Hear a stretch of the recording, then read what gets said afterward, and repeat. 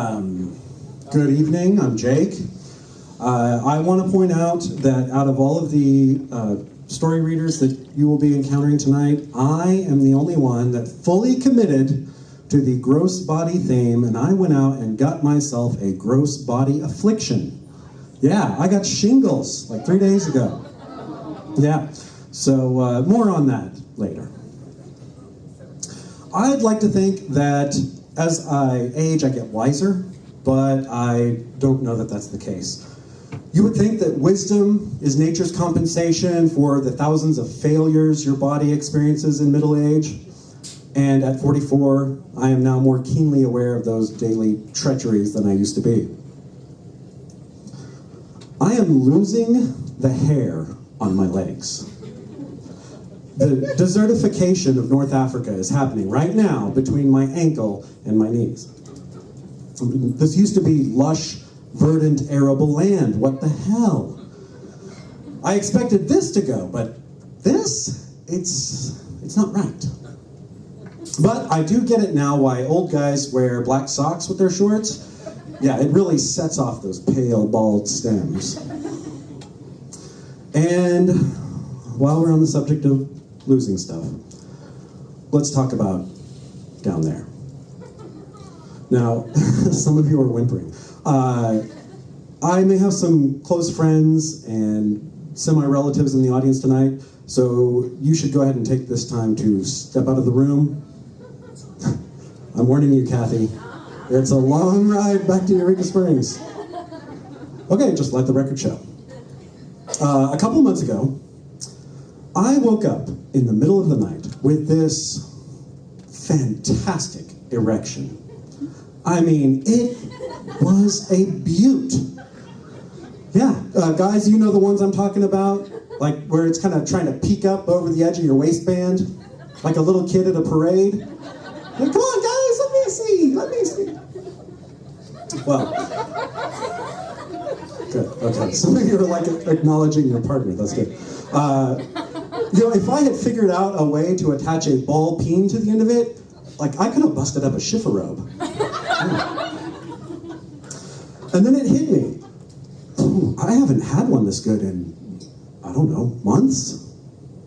Has it been a year?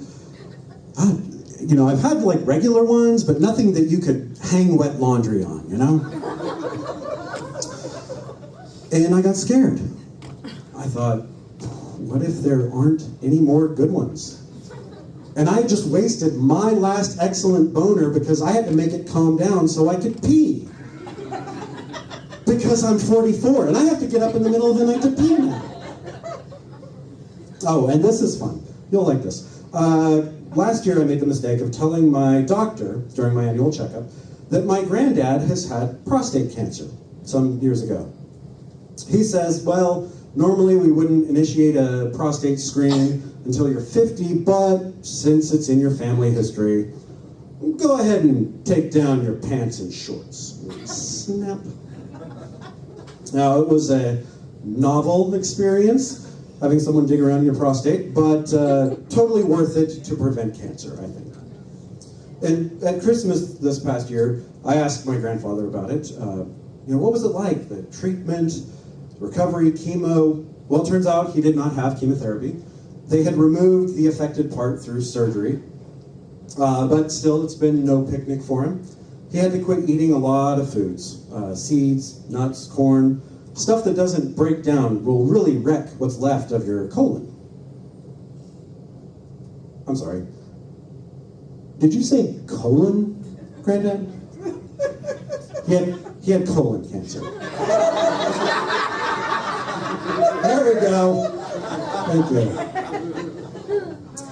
So besides the maybe unavoidable natural processes, there are daily treacheries that can also be caused by outside forces, sometimes also unavoidable. This coming up here is the Lone Star tick. There it is, little bastard. The bite of this thing will cause your body to become allergic, as I know too well, to galactose alpha-1,3-galactose, also known as alpha-gal. Alpha-gal is a carbohydrate that you find in the flesh of mammals. and also, coincidentally, the stupidest Saturday morning cartoon in NBC history. One night in the year 2003, after grilling and consuming some fine meats, I woke up in the middle of the night scratching the hell out of my shin. And your brain just goes, well, why are you scratching your leg? So I quit. But then this spot right behind my ear starts itching, so I go up to that. And then the spot on my leg gets super intense. So now I'm scratching two places, kind of partially asleep, but absent-mindedly then going after the back of my neck and the tops of my feet, elbows, scalp, back, lower back, buttocks, everything. So I get up and I go into the bathroom, and I see that everywhere I've got these angry red hives. Just a pyrotechnic display of inflamed flesh. Each one sending its own signal to the brain to scratch it now, scratch it hard, don't stop. Every place that I touched seemed to trigger more hives within a tiny radius, and the more I scratched, the more skin got activated. I made the mistake of scratching my buttocks. Turn around to check the mirror, and yep, even there, right down either side of the crack. I've come this far. You want to dance, itchy hives? Let's dance. Oh my God, it was orgasmic. The fingernails on flesh, the release of endorphins. That was delightful, honestly. The problem was, as I said, that the more I scratched, the more real estate became inflamed. And now, unlike the Viking 7, I had flown not too close to Uranus. Yeah, but to my anus. Again, this is kind of an intimate moment. I don't want to overshare, but please don't think I was so gauche as to go in there bareback. But I took care of it. Let's speak no more of this, except to say that there may have been one fewer carrot in the crisper drawer the next morning. Dwell on that for a moment. Okay. Now, the most recent research indicates that alpha-gal exists in the flesh of all mammals, save for a few species of Old World monkey and the major primates. If I were so inclined, I could enjoy a filet chimpanzee, or maybe a bonobo brisket. Stock with fellow survivors in the Andes? No problem there. I just have to make sure I don't pass out from hypothermia first, and then snack time. So it only took 6 or 7 years before I had to give up beef altogether. The slightest amount. Once I had a bite, a single bite, mind you, of prime rib, and boom, it was full-on hive 6 hours later. However, for other kinds of mammal flesh, the symptoms receded over time, given no further exposure to that asshole, which kind of lulled me into a false sense of security. What would and wouldn't set off an attack was irregular. I could eat bacon one day and just kind of get a little cramp or be totally fine. Do it again a month later and biblical vengeance of Levitical proportions. So it was about a year ago I decided that it would be worth the risk to eat a bacon omelet right before I attended a conference. By lunchtime I could feel this little tickle right behind my ear. And by 2 o'clock I had to excuse myself, full body engulfed in hives, and I retreated to my hotel. It was bad. Bad. Hugging the cool tiles of your bathroom floor, bad. And so, after 13 years of playing Russian roulette with my body, I decided that's it. And it only took a room full of women during the rehearsals for this show to point out to me exactly how male and ridiculous that is. Well, whatever. Do I need to bring up your shoe problem, ladies? Except sometimes it's your own stupid brain that does you in. It was last summer. I was on an educational tour in Italy. We arrived in Florence at about lunchtime on the third day. Maria Grazia was our tour guide, and she brought us to the San Lorenzo Market in Florence. It was a 200-year-old building converted into this ginormous grocery store / food court, where we all dispersed in search of dinner. I found a little corner, this booth, just way out of the way, selling something called l'empredotto. I remember reading something about it in my Rick Steves travel guide. All I could remember is it was a rare Florentine delicacy. Something weird about it, but it left my brain. So I thought maybe it translated to lamprey, which is this fucking thing. Now this is a fish, and fish does not contain alpha-gal, so I go for it, despite the scary sucker teeth face and everything. And there's these two old Florentine guys eating at the counter. Perfect. They're eyeballing me like, do you know what the hell you're doing? Move over, Luigi. This is why I travel. This self-image I have cultivated. The Arkansas version of Anthony fucking Bourdain. Seeking out culinary adventures, rubbing elbows with locals, no tourists in sight. So I plop myself down, the dude behind the counter slaps it on the grill, slathers it in oil and this pepper thing, and he chunks it on a bun. And it wasn't bad. Tasty in a weird way, the texture a little off-putting, but I ate every bit of it. And it's an experience that I alone had. The other 49 Americans in my group are off eating spaghetti and pizza, not even Florentine. I run into Maria. She raises her eyebrows in surprise. I have impressed her.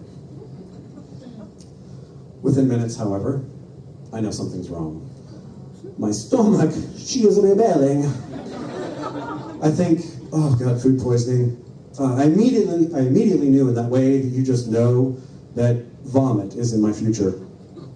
One of the moms from the group, sees my distress and she offered me an Imodium. Yeah, let's nip this thing in the bud. So 30 minutes later, the bud has not been nipped. The bud is now in full bloom and I'm playing the scariest game known to tourism. Which end first?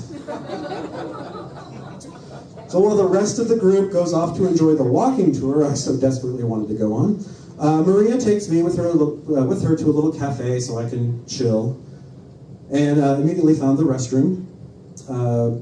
Take my first trip, but there's nothing there yet. It's kind of the psych yourself up trip, the trial run, if you will. You've got to case the joint. It's Europe after all, so you got to make sure that it's not one of these squatter toilets. Luckily, it was not. Real toilet. It even had a seat, which isn't always there. 10 minutes later, I put that toilet to full use. Emptied the bowels. Managed to maintain control of the stomach. That's always the game when you're sitting there. It's like, what happens if both occur at the same time? I didn't have to deal with that. I left and came back for a third trip, and the magic happened. Mission accomplished. Everything's out. By the way, many bathrooms in Europe only have like half walls, so everything I did in there was fully broadcast within a 20-foot radius. As I left the bathroom on that final trip, the cafe staff looked at me like I had committed a hate crime in there. Mi scusi, I managed to speak. An hour passes, and really I'm feeling 100% better. I think maybe it wasn't food poisoning after all, just something weird, it's out of the system, thank God. But then I feel this little itch right behind my ear. Maria, I ask, my voice cracking imperceptibly. What is Labradotto? Well, she tells me, it's the fourth stomach of a cow. And that's when I have this sixth sense moment. You remember when Bruce Willis is staring at that kid with the loaf of bread for a head? Going, you mean I've been dead this whole movie? So I flash back to how unfish-looking that meat looked on the grill, and how it didn't really taste fishy at all. And that look on Maria's face, not admiration, it was shock and disbelief. She asks if there's any medication I can take. So I tell her that, Benadryl will just wipe me out, but at this point, there's little choice. I've just eaten half a pound of pure cow stomach. We found a pharmacy a block away. They don't have Benadryl, but they've got Zyrtec, which is also an antihistamine. And I take it because my face and neck are already just an angry red and hives are appearing on my arms and upper torso. So I find a place to sit in the shade. I'm sipping water when the group returns. That's me. That's an actual picture of me having an episode. I tell them what happened, and everyone has a little fun at my expense until I stand up. I have to grab a hold of Maria because I have lost my balance. I can feel the earth rotating beneath me. Words become unavailable. I manage to say something like, this is not good. I can't see. I know there are shapes around me, but it's like someone is waving blackout curtains over my face slowly. The committee comes together to decide what to do. Just call me a cab. I'll go back to the hotel. It's fine. Maybe you should go to the hospital, Jake. No. I just need to lie down. So, a cab is procured. I take a 40-minute ride back to the hotel. And during this time, I have a lot of time to think. Am I dying? I mean, I really had that notion, like, maybe I should get this guy to take me to the hospital. How do you ask for hospital in Italian? How do you, I think to reach for my travel book, which has a lovely handy assortment of helpful phrases, but I think even if I know where it is, I can't see it.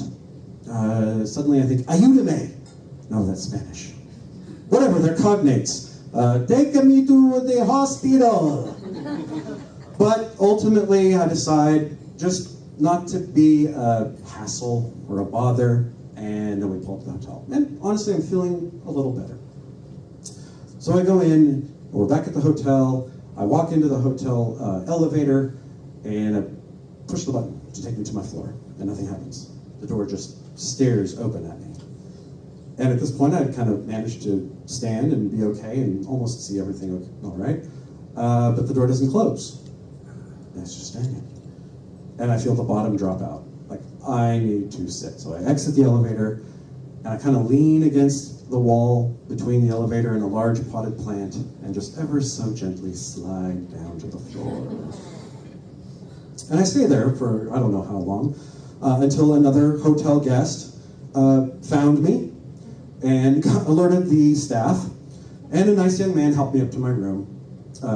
I tell his concerned face that I've had an allergic reaction to some food and the medication that I took, but if I rest, I will be okay. And luckily, that turned out to be true. Here's another fun fact. Zyrtec and Imodium, when taken together, according to druginteractions.com, can cause a precipitous drop in blood pressure, which can cause dizziness, nausea, and in some cases, temporary blindness. Since then, folks, I have been hyper vigilant about what I eat, even to the point of obnoxiousness. Are you absolutely sure there's no meat in this? Yeah, I'm gonna need to see your ingredient list, thanks. As far as taking care of this aging, ever-failing veil of flesh, I feel like relating something to you that just happened a few days ago. I had this nagging ache in my shoulder. This was Monday evening. It was a good part of the day, and like any good male, I assumed it would go away on its own. However, that next morning at 2 a.m., I awoke with this heavy pressure in my chest. It was an intense pain that, frankly, scared the hell out of me. I got up and Googled, am I having a heart attack? I was 90% sure that I was. And as WebMD gave me this information. Doctors say that they often hear male heart attack patients express hesitation about seeking medical attention because they are A, unsure of what they are feeling, B, concerned about the cost of an ambulance ride / hospital visit, and C, embarrassed that the diagnosis might be something simple like heartburn. The exact 3 thoughts that had just gone through my head.